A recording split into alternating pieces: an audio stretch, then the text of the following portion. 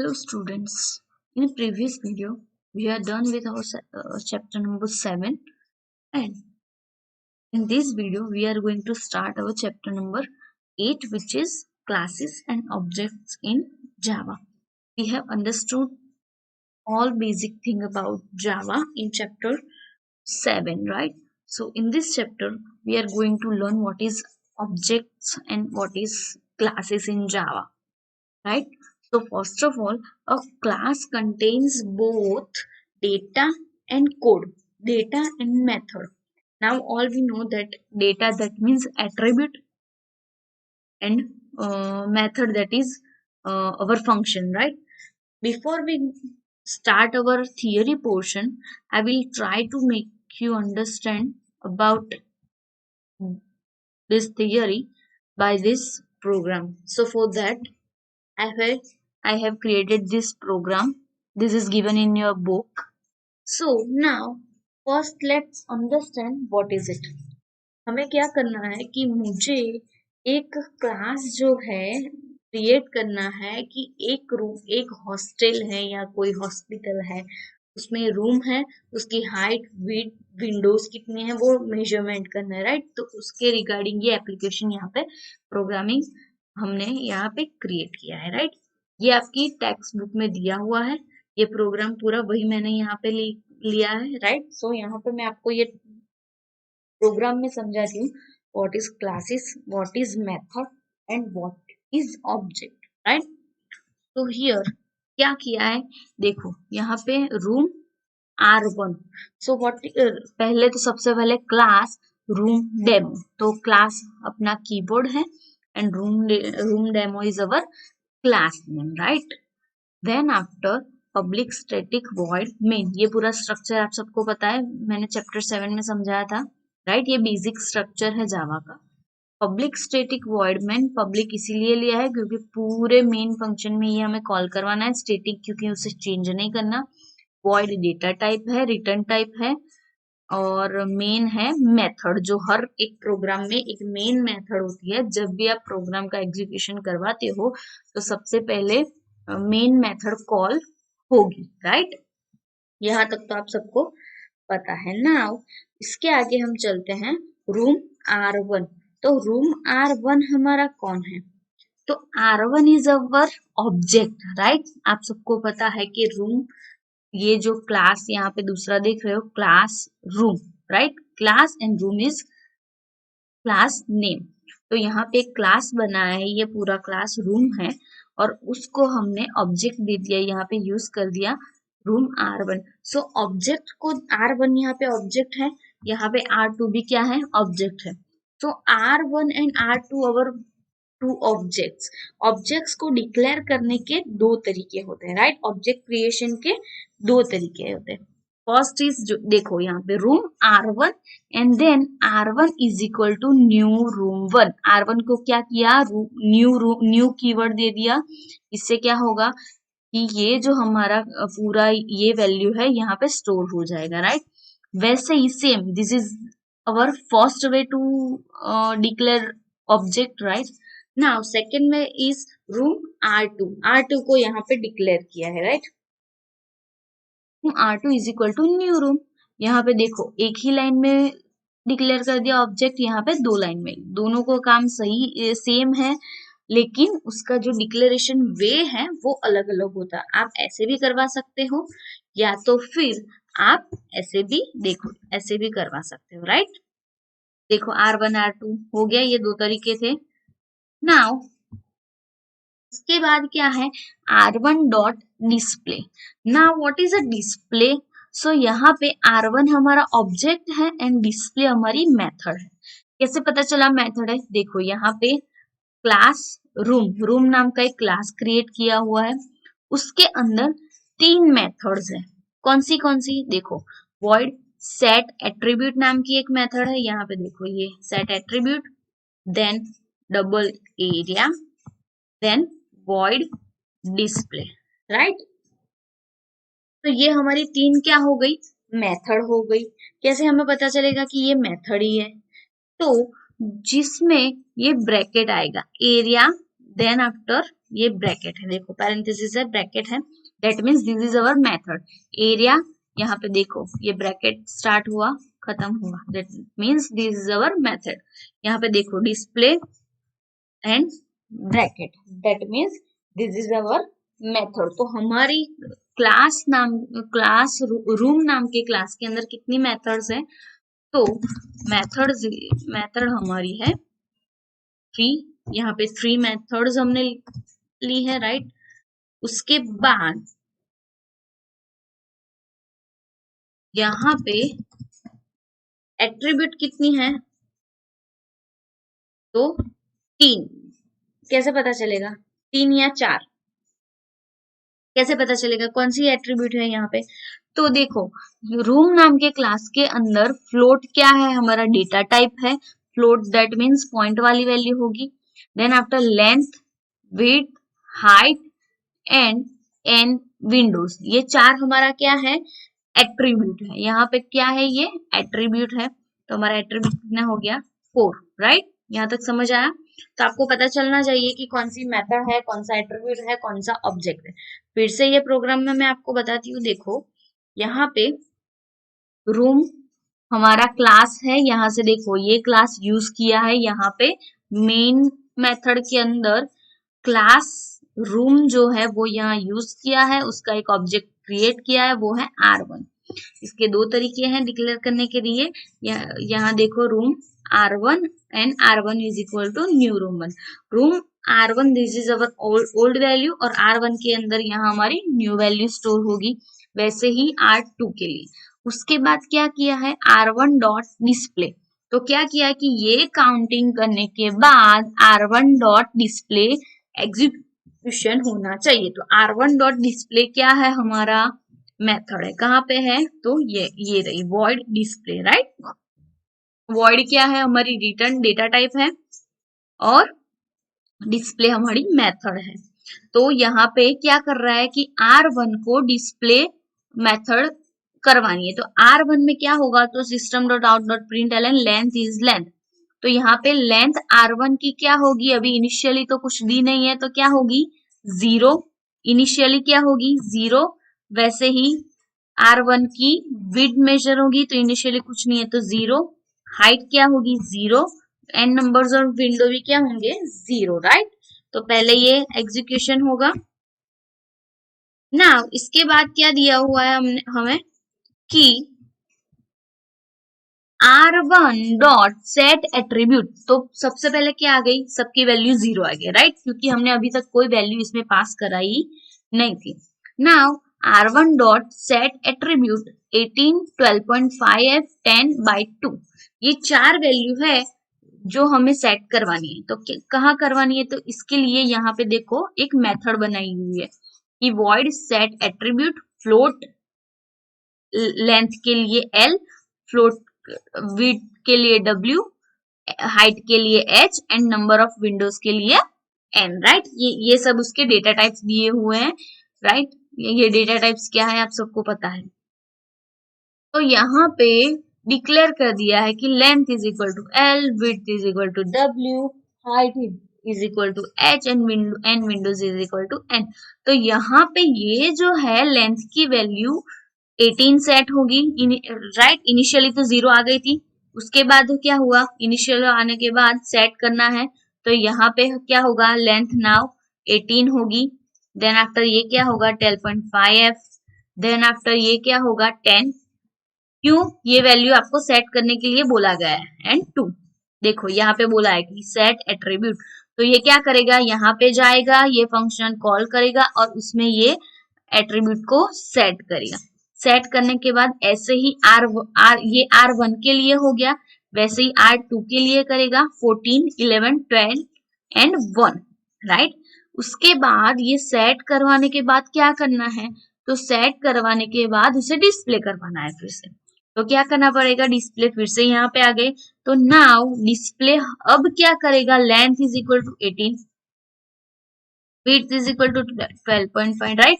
Initially कौन सी थी? 0 थी। क्यों? क्योंकि हमने कोई वैल्यू सेट कराई नहीं थी। अभी हमने क्या कराई? वैल्यू को सेट करवाई। सेट करवाने के बाद फिर से डिस्प्ले करवाया। तो डिस्प्ले करवाते हैं तो क्या आता है?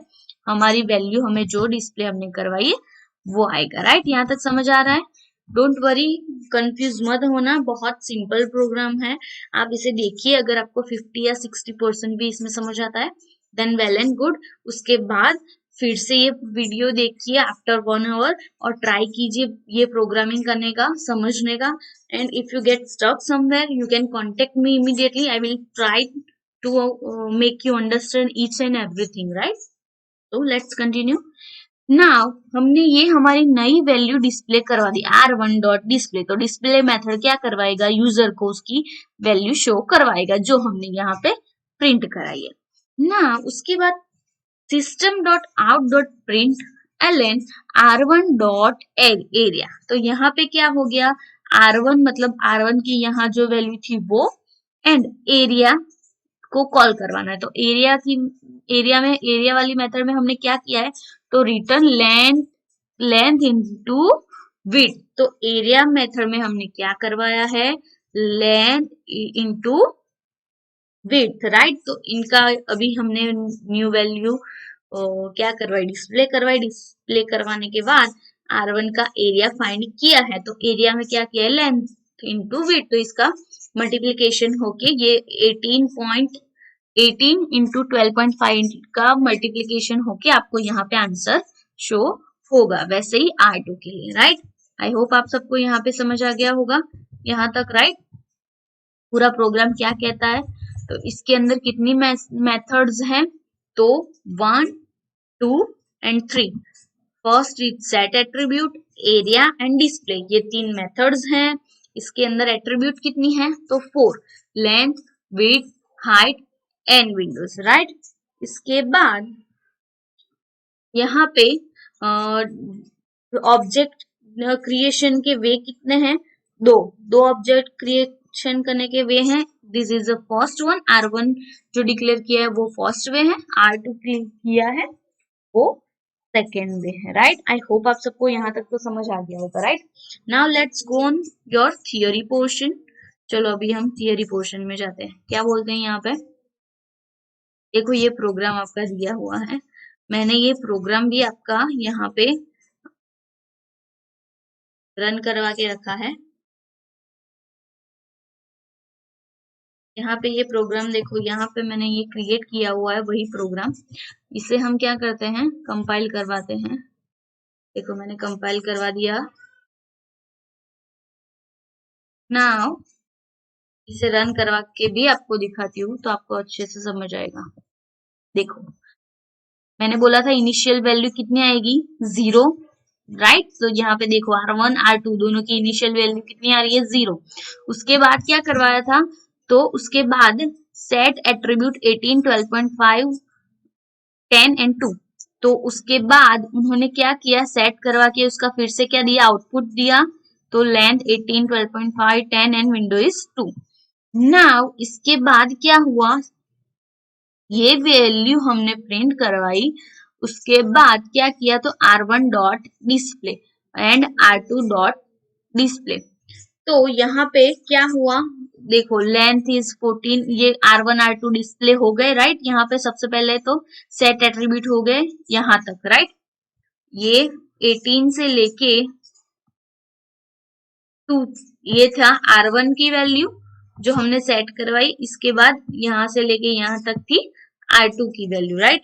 तो मतलब हमारा प्रोग्राम यहाँ तक कंप्लीट हो गया, रन हो गया ना। उसके बाद क्या है, R1 dot display, R2 dot display. अभी डिस्प्ले में क्या था, देखो डिस्प्ले में क्या था, लेंथ और वो डिस्प्ले करवाई। दैट मीन्स हमारा प्रोग्राम यहाँ तक डिस्प्ले, यहाँ तक रन हो गया। उसके बाद क्या था कि हमने एरिया फाइंड करवाने के लिए एरिया मेथड डिक्लेयर की, जिसमें लेंथ इंटू विड्थ का मल्टीप्लीकेशन करवाया, एरिया 1 इंटू R1, राइट। तो R1 और R1 की लेंथ एंड विड्थ का multiplication 18 into 12.5 is equal to 22.5 and ऐसे ही R2 के लिए 14 into 11 is equal to 154, right. यहाँ पे देखो मैं अगर चेंजेस करूंगी 15 करती हूँ एंड यहाँ पे मैं 13 करती हूँ, देखो आउटपुट में हमें चेंजेस दिखाई देंगे।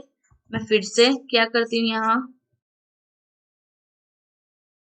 फिर से ऐसे कंपाइल करवा के, हाँ यू कैन सी यहाँ पे देखो वैल्यू चेंजेस हो गई, राइट। यहाँ 18 तो हमने एज इट इज रहने दिया, 13.5 एफ, तो देखो यहाँ 13.5 आ गया। उसके बाद था यहाँ पे 15 मैंने किए थे, तो देखो यहाँ पे 15 आ गया। एंड यहाँ पे जो मल्टीप्लीकेशन है उसका आंसर भी देखो चेंज हो गया, right. So this is your program, ये देख लीजिए, यहाँ से पूरा ये प्रोग्राम स्टार्ट होता है। मैंने आप सबको ये प्रोग्राम डिटेल में समझाया, अगर नहीं समझ आ रहा आप मुझे कमेंट बॉक्स में कमेंट करके बता सकते हैं, I will help you. Now देखो ये प्रोग्राम हमने किया, इसके बाद class in Java. Let's understand what is class. We have already written one program that uses class.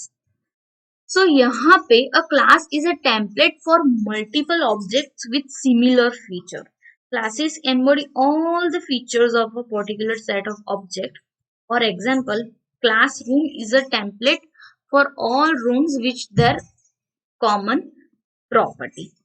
Right, class is a keyword. देखो यहाँ पे क्या हो रहा है, क्या बोल रहा है कि ये जो रूम नाम का क्लास है वो मैं कहीं भी ये प्रोग्राम में कॉल करवा सकती हूँ।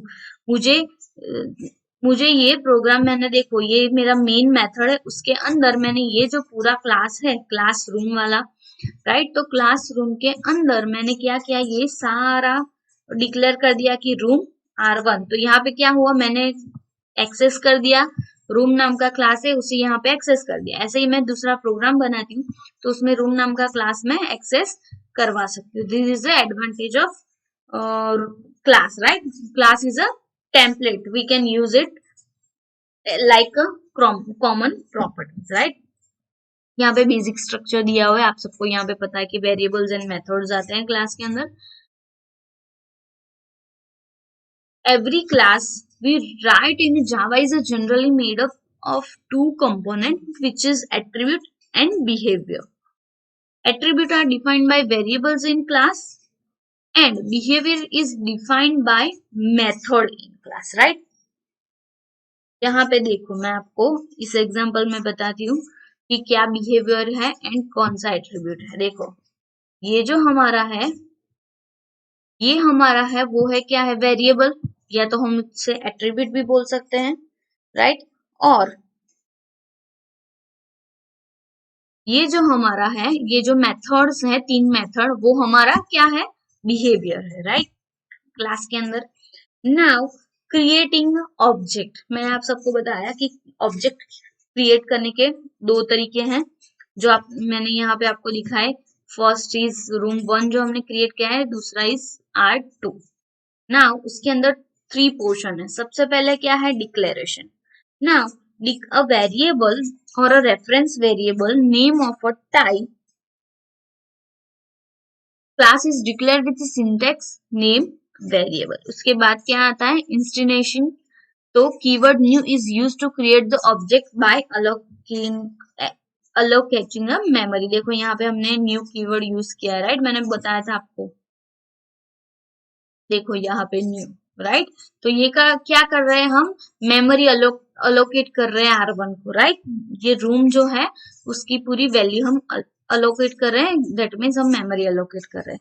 उसके बाद है इनिशियलाइजेशन।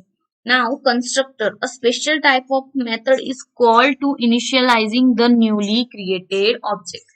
अभी ये क्या है कंस्ट्रक्टर, ये आपको दूसरे वीडियो में मैं समझाऊंगी। इस चैप्टर में आपको बाद में ये डीपली पढ़ना है, तो यहाँ आप सिंपली इतना याद रखिए कि ऑब्जेक्ट क्रिएटिंग के कितने स्टेप्स हैं, तो 3। कौन से, डिक्लेरेशन, इंस्टिनेशन एंड इनिशियलाइजेशन, राइट, ये आपको याद रखना है। नाउ इसके बाद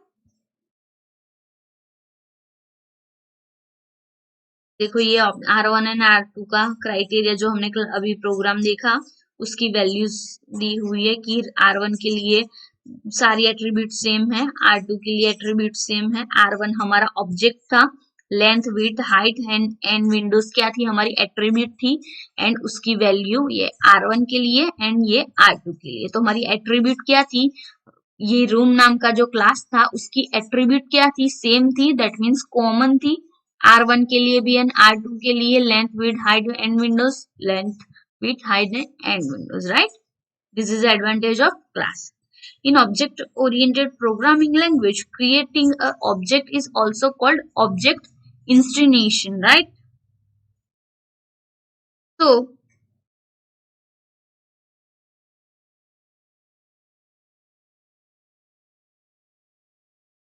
now इसके बाद क्या है,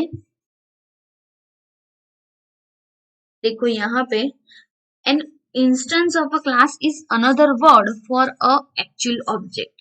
Class is an abstract representation of an object, whereas an instance is its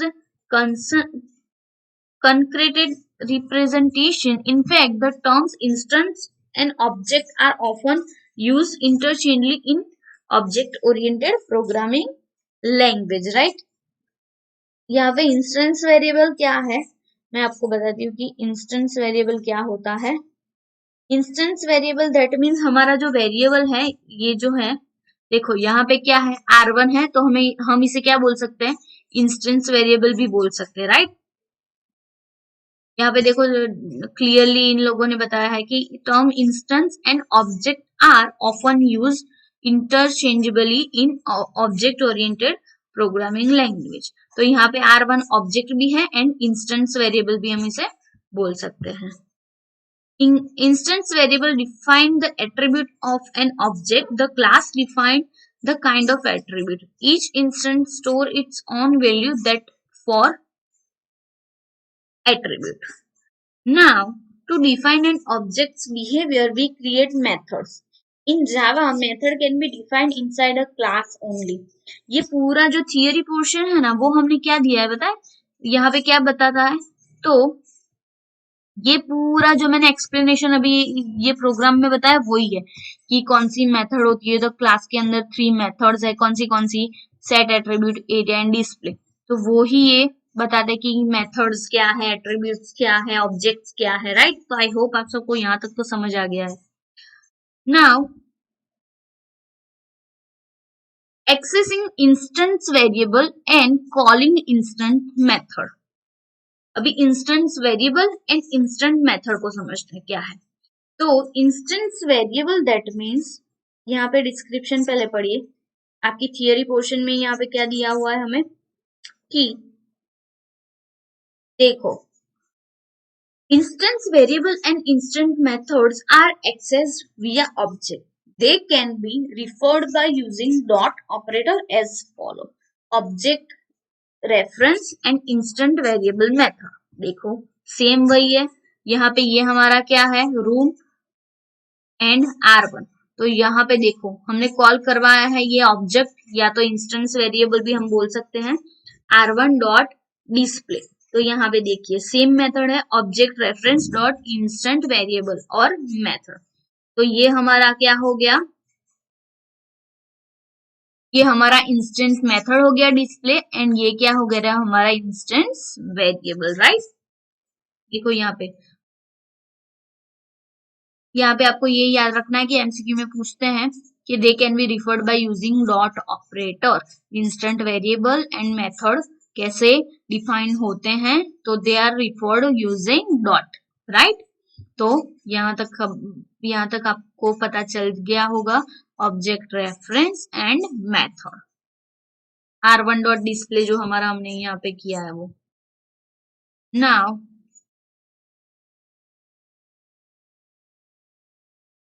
के बाद है class variable and class method. as discussed earlier, when an object is created using new keyword, memory is allocated from heap area to store the value of its attribute. Now यहाँ तक तो आप सबको पता है, लेकिन ये पता है कि what is a heap area. तो आप सबको पता है कि आप फोन में, जब हम फोन खरीदने जाते हैं तो सबसे पहले कौन सी बात करते हैं कि मेरा फोन 128 GB है, 64 GB है, राइट. तो what is that 128 GB, that is our storage, right. तो हमने एक फोटो क्लिक किया तो वो फोटो कहाँ पे स्टोर होगा, उसको जगह चाहिए होगी, मेमोरी चाहिए होगी, तो हमारे फोन की जो 128 रैम होगी उसके अंदर ये स्टोर हो गया होगा, राइट। वैसे ही इसमें मेमोरी में कंप्यूटर में ये प्रोग्राम को स्टोर करवाने के लिए इसे हीप, ये हमारा प्रोग्राम जहाँ पे स्टोर होता है, जहाँ पे उसे मेमोरी अलोकेट होती है पूरा प्रोग्राम को स्टोर करवाने के लिए, उस एरिया का नाम है हीप एरिया, राइट। या ये याद रखना है कि आपको हीप एरिया मतलब क्या है, तो मेमोरी अलोकेशन के लिए मेमोरी हम उस हीप की यूज करते हैं, हमारा पूरा प्रोग्राम हीप एरिया के अंदर स्टोर होता है। Thus, every object has its own instance variables occupying different space in memory. To understand class variable and class method, I make you understand about it very easily. हम ये theory नहीं देखते हैं, देखो मैं आपको इजी वे में यहाँ पे समझाती हूँ। देखो यहाँ पे ये जो हमारा है class room and class demo, उसके अंदर ये क्या लिया है हमने, length, width, height and N windows. अभी यहाँ पे क्या बोल रही कि ऐसी भी पॉसिबिलिटी होती है कि लेंथ सबकी अलग हो सकती है, विड्थ अलग हो सकती है, हाइट अलग हो सकती है। लेकिन अगर कोई हॉस्पिटल है, राइट, तो हॉस्पिटल में ऐसा मान लीजिए कि सभी रूम के अंदर विंडोज एक ही है, एक रूम के अंदर एक ही विंडो है, राइट। तो ये जो विंडो है उसका हमें नंबर ऑफ विंडोज बार बार उसे कॉल करवाना नहीं पड़ेगा। हमें बार बार कॉल करवाएंगे तो क्या होगा, ज्यादा मेमोरी ऑक्यूपाई होगी। तो उसे रिड्यूस करने के लिए हम क्या करेंगे, हमें पता है कि ये क्राइटेरिया है कि हॉस्पिटल के अंदर या कोई भी कॉमन एरिया के अंदर, कॉमन हमारे रूम्स जो है उसमें नंबर ऑफ विंडो कॉमन है, राइट। तो उसके लिए हमें क्या करना है, ये जो वेरिएबल, ये जो हमारा एट्रीब्यूट है उसे क्या करते हैं, हम एक ही बार कॉल करवाते हैं। क्यों, लेंथ, विड्थ, हाइट तो सेम नहीं होगी, वो डिफरेंट डिफरेंट होगी, लेकिन नंबर ऑफ विंडोज सेम हो सकती है। तो ऐसी अगर सिचुएशन आए तो उसमें हमें क्या यूज करना होता है, क्लास वेरिएबल। तो क्लास वेरिएबल को हम कैसे डिफाइन करेंगे, तो उसके आगे हम कौन सा कीवर्ड लगाएंगे, स्टैटिक कीवर्ड। तो वो हमारा हो गया क्लास वेरिएबल, राइट। बहुत सिंपल है, class variable and class method, and जिसके आगे ये मेथड है, इस एरिया मेथड है, राइट। तो इसके अगर आगे हम स्टैटिक कीवर्ड लगाएंगे तो वो हमारा हो गया class method and class variable. That means ये जो हमारे वेरिएबल्स हैं, लेंथ, विड्थ, हाइट, विंडो, उसके आगे हम स्टैटिक कीवर्ड लगाएंगे तो वो हमारे होंगे स्टैटिक वेरिएबल। ये क्राइटेरिया आपको समझ में आना चाहिए कि अगर ये कोई एक वेरिएबल है जिसकी वैल्यू फिक्स है, वो चेंज नहीं होने वाली सभी प्रोग्राम में, सभी रूम्स के लिए, राइट, हमारे एग्जांपल के अंदर, तो हम number of Windows bar bar call क्यों करवाए। तो बार बार कॉल ना करवाने के लिए हमें क्या करना पड़ता है, उसे स्टैटिक कीवर्ड के साथ डिक्लेयर करना पड़ता है, और स्टैटिक के साथ हम जब उसे डिक्लेयर करते हैं तो उसे बोलते हैं class variable. Same class method को स्टैटिक के साथ डिक्लेयर करेंगे तो उसे बोलते हैं क्लास मेथड, राइट। अभी ये जो हम विंडोज ले रहे हैं, लाइक हमारी विंडोज 2 है, तो ये R1 के लिए भी 2 लेगा एंड R2 के लिए भी 2 लेगा अगर हम इसके आगे स्टैटिक कीवर्ड लिख दे तो, राइट, क्योंकि ये हमारा क्या हो गया फिर, क्लास वेरिएबल। ओके, इसके बाद ये याद रखना है कि it will display 0 if we try to display the value of windows without creating any object. मतलब स्टैटिक के अंदर उसको क्या डिस्प्ले करेगा, 0 इनिशियल वैल्यू डिक्लेयर करेगा, ये याद रखना है। चलो उसके बाद हम चलते हैं, ये जो आपको यहाँ पे इंपॉर्टेंट नोट्स दिए हैं कि ये पॉइंट्स जो है आपको याद रखने हैं, राइट। क्या बोल रही है ये, class variables and class method can be access using class name और रेफरेंस वेरिएबल। मतलब हम इसे रेफरेंस वेरिएबल का यूज करके कॉल करवा सकते हैं। तो हमारा रेफरेंस वेरिएबल कौन सा था यहाँ पे, तो ये था, राइट, हमारा रेफरेंस वेरिएबल था ये इंस्टेंस वेरिएबल, राइट। उसके बाद class variables and class method can be access from instance method also. तो हम इसे इंस्टेंट मेथड से भी कॉल करवा सकते हैं। हमारी इंस्टेंट मेथड देखो यहाँ पे हमने यूज की हुई है डिस्प्ले, के बाद instance variable and instant method can't be accessed from class method as a class method don't belong to any object. मतलब क्लास वेरिएबल एंड मेथड को इंस्टेंस का यूज करके, instance variable and reference variable का use करके हम call करवा सकते हैं, लेकिन इंस्टेंस वेरिएबल को क्लास मेथड का यूज करके हम उसे कॉल नहीं करवा सकते। ये 3 पॉइंट है, आपको याद रखना है सिंपली। के बाद है classification of variable declaration in a class. चलो यहां तक पहले समझते हैं। तो क्लासिफिकेशन ऑफ वेरिएबल 3 टाइप्स के हैं, right? Local variables, instance variable and class variable. Now इसके अंदर डिफरेंस क्या है, यहाँ पे हम चलते हैं। एक देखो यहाँ पे मैं आपको बताती हूँ कि ये जो हमारा प्रोग्राम है, राइट, ये हमारा प्रोग्राम है। तो उसके अंदर क्या है, ये क्लासरूम, उसके अंदर मेन मेथड है। तो यहाँ पे क्या बोला है कि हमारा लोकल वेरिएबल कौन सा होगा, तो हम ये जो मेथड है उसके अंदर कोई वेरिएबल डिक्लेयर करते हैं तो उसे हम बोलेंगे लोकल वेरिएबल। मतलब ये मेथड के अंदर वो डिक्लेयर होगा, that is our local variable. उसके बाद इंस्टेंस वेरिएबल, तो इंस्टेंस वेरिएबल कहाँ पे कॉल होगा, तो मेन मेथड की बाहर एंड क्लास के अंदर, राइट? यहाँ पे होगा, उसे हम क्या बोलेंगे, इंस्टेंस वेरिएबल, राइट? यहाँ पे आएगा हमारा इंस्टेंस वेरिएबल। यहाँ पे जो हम डिक्लेयर करते हैं उसे हम बोलेंगे लोकल वेरिएबल, राइट? ये हमारा है लोकल वेरिएबल, जिसे हम सिंपली, आपको मैं सिंपली लैंग्वेज में यहाँ पे याद आप रख सको वैसे ही बताती हूँ कि लोकल वेरिएबल को हम मेथड के अंदर डिक्लेयर करते हैं। फिर इंस्टेंस वेरिएबल कौन सा होता है, जिसे हम क्लास के अंदर एंड मेन मेथड के बाहर, इसे हम क्या बोलेंगे, instance variable. And class variable क्या होगा, तो सेम क्लास के अंदर एंड मेथड के बाहर। देखो यहाँ पे दिया है, variables are defined with in a class and outside any method, but in a class variable क्या होगा, हम आगे क्या लगाएंगे, स्टैटिक कीवर्ड। तो ये हमारा हो गया class variable, right? As simple as that, इसे हम बोलेंगे क्लास वेरिएबल, राइट? तो फिर से मैं आपको समझाती हूँ, ये हमारा क्लास वेरिएबल है, ये हमारा इंस्टेंस वेरिएबल है, and this is our local.